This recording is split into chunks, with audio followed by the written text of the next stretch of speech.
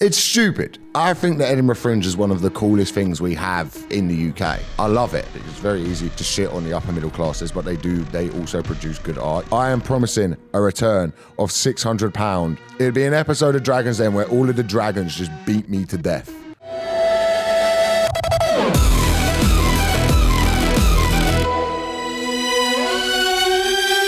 The Edinburgh Fringe is the pride and joy of the art scene in the UK, showcasing some of the best British comedic talent and even talent from around the world. But over the past few years, the price of it has become unaffordable, not just for artists, but also the punters going to it. So today, I'm going to break down why the Edinburgh Fringe is destroying the UK stand-up scene. So I first did the Edinburgh Fringe, I think back in about 2013. I did a showcase, me and a few other comedians. We were part of a show called The Big Value Show. New comics would go on and do really poor stand-up to a crowd who very quickly learned that they had been fleeced out of their money. And at the end of the festival, I got paid the handsome fee of £100 for 28 days worth of work, which set up the rest of my Fringe career. I think a lot of audience members don't understand with what goes on at the Edinburgh Fringe Festival, which started in the 60s and was this thing to showcase the brilliance of, you know, the UK art scene and then moved into stand-up. It's a place where agents send their acts to be seen in front of producers in the hopes that you get given a TV show. But like anything within an art scene, this has become a way to fleece people for all of their money. When you're going up to do a show at the Edinburgh Fringe, you have to decide you're doing it in October. You'll usually have a conversation with your agent, or even if you're not represented, you'll have to start applying for rooms then. You find out what room you get in around about January, February time, and then you've got to get posters, a marketing strategy, flyers, designs, and it costs a lot of money to go up there. But one of the things that costs the most amount of money that I want to look at today is the accommodation. See, this is meant to be a free-thinking liberal arts festival where everyone goes up there and talks about the joys of socialism and how we should be down with the capitalistic system while having to live within one of the most capitalistic systems of all time. There's nothing describe the world and the art scene better than a bunch of liberal people going to a festival talking about how we should be liberal while spending tens of thousands of pounds to be there. Is there nothing more indicative of where we're at as a society than a bunch of clowns going down with the system? Now, luckily I can say that because Daddy gave me a loan of £20,000 to put on this show. It's stupid. I think the Edinburgh Fringe is one of the coolest things we have in the UK. I love it. I think when you go up there, you get to be part of something that is magical. I think the city of Edinburgh is one of the best cities in the world. It is the perfect city to host this arts festival. But the price of the accommodation at the Edinburgh Fringe and the Fringe Society, they run the festival. There was a raucous a few years ago because what comedians don't understand is the Fringe Society, their power is sort of the same as a local council. There isn't any. They decide what crates are going up at the festival for someone to do a show to 10 people in, and that's about it. They spent, I believe it was £7 million on renovating themselves a new building, a new Fringe office. Has there been anything that could be more work from home? 8 million. I was being too lenient. They have an £8 million office, and a lot of acts got pissed off because the landlords would only give out an 11-month lease so they could then rent the flat out during the Edinburgh Fringe Festival to acts going up there to do a show about how their nan died. They would charge extortionate amounts. Like we've got, can we look up at some of these flats? How much are the cost of these flats this year for the Fringe? 9 days for £2,900. You can rent a flat in Edinburgh for 9 days. £2,900. The only people who can afford to go to this festival are rich acts or acts like myself whose dad is on Radio 4 regularly. I am considered working class at that festival because I went to state school. And my dad had a BBC Two series at one point. That's how insane it is. People will write reviews of me being like, it's so good to see emerging working class talent. Like they haven't also reviewed my dad doing a 300-seater that year. It is fucking stupid. But I got chatting in one of the bars in Edinburgh one time to a member of the Fringe Society, and I said, look, I think you guys could do a bit more. It was about 3 a.m. And he was like, yeah, we could. He went, but look, I'll be honest with you, we can't control rent. Like that's like a worldwide issue, like especially in the UK, the housing crisis. But he then brought out a bag of a substance of some sort and put his key into said bag at 3 a.m, just yeah, I don't, people think we're just wasting the money.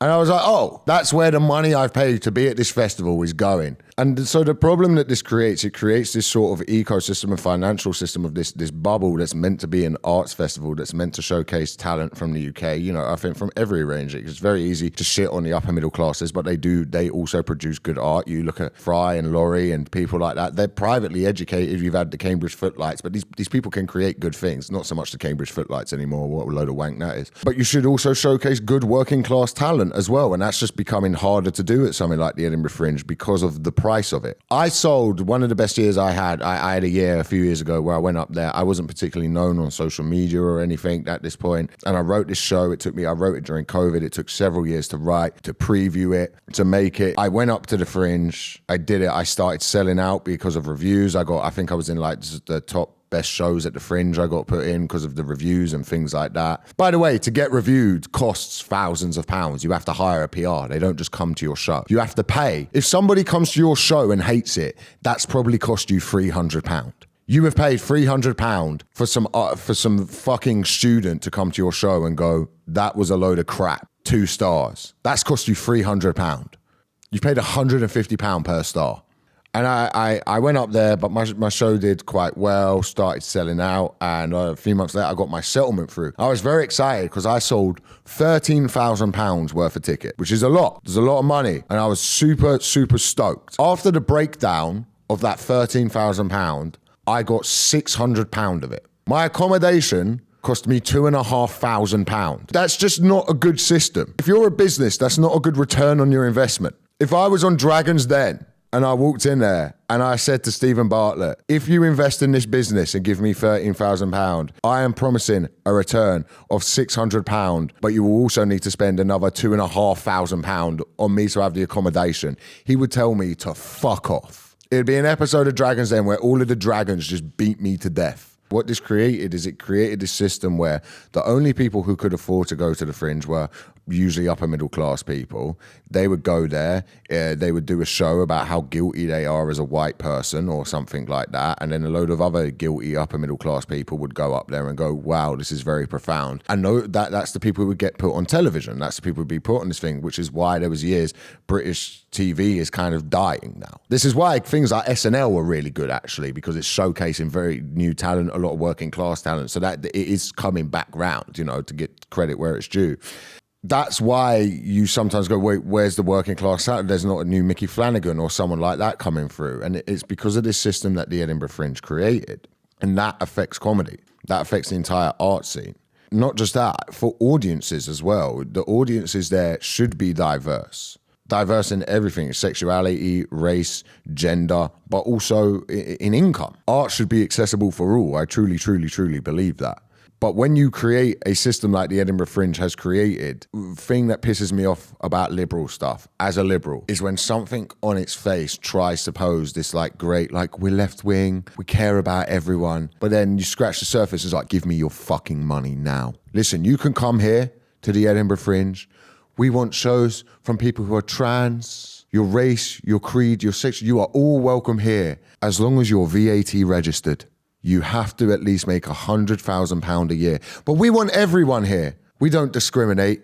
As long as you have £100,000, you can do a show here. There's venues that I love working with, places like Monkey Barrel. They have a very, very, very good system and have actually come like the main hub of comedy in Edinburgh, I think. And so shout out to the people at Monkey Barrel. They do an excellent job. And the best Fringe I had was last year when I went with them. I've never enjoyed working with a venue so much. As you can tell, I want them to book me again by the way I'm sucking them off here. What the Fringe does well is it showcases amazing diverse talent from around the world, and that should be accessible to everyone. That's such an important thing, especially as the pride and joy of the UK art scene is all going up there. As a stand-up comedian, to go up there and do the Edinburgh Fringe and have a good run, and also do a show one day where you're playing to 5 people. That's fucking important as a comedian. You can't play to 5 people, you'll never be able to play to 5,000. You have to be able to do that. You have to have days where you're walking around the festival, seeing everyone else sold out, and you're walking to your show going, oh God, I just hope no one turns up so then I don't have to do it. And then 4 people arrive, so then you have to do the show, which has been a lot of my Fringe career. Several £1,000s deep going, this show made £40 today, and I'll see maybe £7 of it. And I love the Edinburgh Fringe. I think it's one of the greatest things in the world. I've had some of the best times of my life there. I hope to continue going. And for you, take punts on shows, by the way. If you're going up there this year, go see something random, because it's most likely going to be utter bollocks. But you get, every now and then you find something that's really good. And what the Fringe has done, especially as I was growing up in the UK comedy scene, was it created this divide between what's called club comedians and fringe comedians. Now, the way usually an Edinburgh Fringe show would work, and this is a mass generalization, because people go see comedy all day, every day at the Fringe, you kind of become immune to jokes. It's like seeing magic tricks. You see enough card tricks, it becomes boring. It's the same. It can become the same with stand-up. So the shows that would actually do well were a little bit more theatrical, maybe with less jokes in them, but something more personal. You'd go on the journey or something, at the 45-minute mark they'd bring up something tragic that had happened to him, which we've seen shows do this really, really well. But club comedians would go up there and just take an hour of bang, bang, bang, bang, bang jokes. So what would happen is a lot of the times the club comedians, that people would go, oh, this show's just funny, but this show is important. And that would then create this sort of divide where the word club comic came a dirty word. Like if you were going to the Fringe as a club comic, that was dirty. And some of the best comedians in this country, and I believe every one of the best comedians in this country is a club comic, has been on the circuit for years, because that's where you cut your teeth as a comedian. You go out on the circuit to a bunch of people who don't fucking want you there. You got to go out, there's a stag do of 30 in, all of them think they're way funnier than you, and they're all dressed as Smurfs, and they've come with the sole purpose of ruining the evening for everyone, which I understand. Like, I hate seeing that as a comedian, but you got to understand, as a dickhead, if I was going to a comedy show, I would go with the sole purpose of trying to ruin it for everyone. Being English is just turning up to somewhere in the world and ruining everyone's good time. Everyone's just having a beautiful time, dancing in the street, and we're going to lob our pint into the crowd and go, fuck you, what? And as everyone's like, boo, get out of here. We leave, we smile when we go, my work here is done. So as a comedian, you'd cut your teeth on the circuit doing that. You'd then go up to the Fringe. You'd have to make your money on the circuit to pay for the Edinburgh Fringe. You'd go up there. Some 19-year-old student would come to your show. And there's a level of classism that comes with it. You see it a lot against working class acts where, again, because the students who are going up there, and they themselves are working for fuck all, will go up there, would be the people who can take a summer off, who can afford to do that. And they'll go see shows. And the only shows that will resonate with them are usually the shows from the same socio-economic background as them. And they'd kind of sneer at a lot of club comics and working class acts, because there is this thing in comedy where maybe you're a joke writer and you're being ironic with things regarding race or gender or sexuality. If you've been to private school, there is that British class thing of, well, you know what you're coming at it from a liberal angle, and you're shining a light on these subjects and actually playing with how people think about such topics. But if you're working class or have an accent, you're too thick to understand what you're doing, and you should never be allowed on stage at the arts festival where the main point of it is free speech.